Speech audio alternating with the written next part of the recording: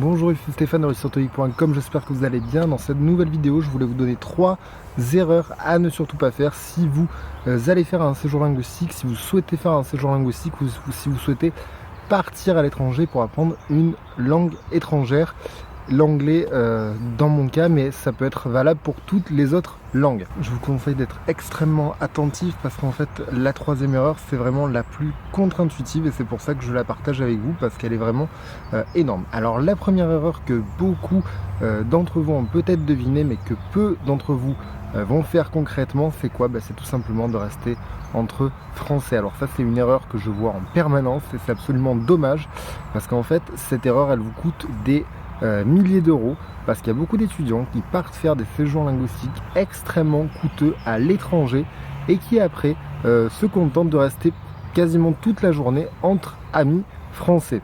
Résultat, ils ont le même cas qu'une de mes amies qui est revenue des États-Unis 6 mois après, qui a dit j'ai pas l'impression d'avoir beaucoup progressé en anglais. Pourquoi? Parce qu'ils sont restés avec leurs amis francophones, donc du coup ils n'ont pas vécu l'expérience au maximum.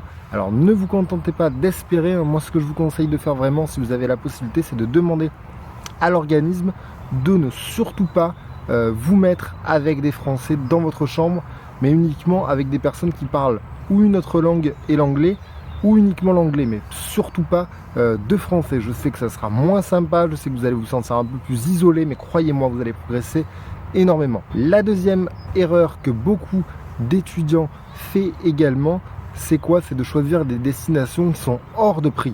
Et par exemple, ils partent à Miami, ils partent à New York, ils partent à Londres. Il y a beaucoup de destinations qui sont beaucoup moins chères pour apprendre l'anglais, hein. Ces destinations-là, je les avais partagées dans ma formation Booster votre score auto-IC en 30 jours, c'était un des bonus, hein.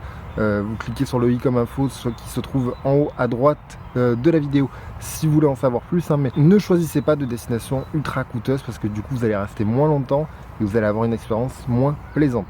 Enfin, la troisième astuce qui est pour moi la plus contre-intuitive, c'est quoi? C'est tout simplement de prendre trop d'heures de cours. Alors ça va vous paraître totalement intuitif, ça va vous paraître totalement contre-intuitif, vous allez dire mais qu'est-ce qu'il raconte Stéphane?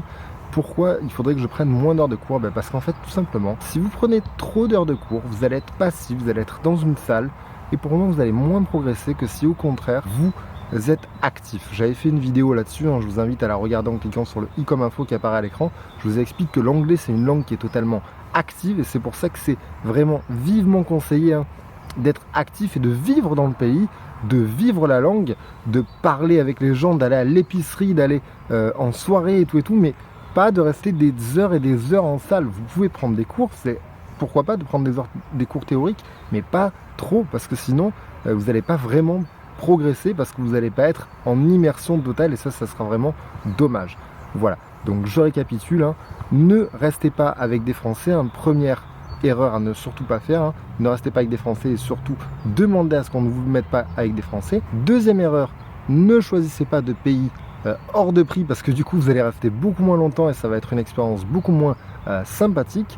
Et enfin, la troisième erreur bien sûr, c'est quoi? C'est tout simplement ne prenez pas trop d'heures de cours non plus parce que sinon vous n'allez pas être vraiment en immersion dans le pays, vous allez être principalement dans une classe et du coup vous n'allez pas profiter de votre séjour et vous n'allez pas vraiment progresser. Je vous dis à très vite pour de nouvelles vidéos sur ma chaîne YouTube. Je vous invite à cliquer j'aime si vous avez aimé cette vidéo, à la partager avec vos amis. Je vous invite également à cliquer sur le bouton s'abonner pour recevoir mes nouvelles astuces et mes nouveaux conseils pour cartonner en anglais. Voilà, je vous dis à très vite pour une nouvelle vidéo. Ciao!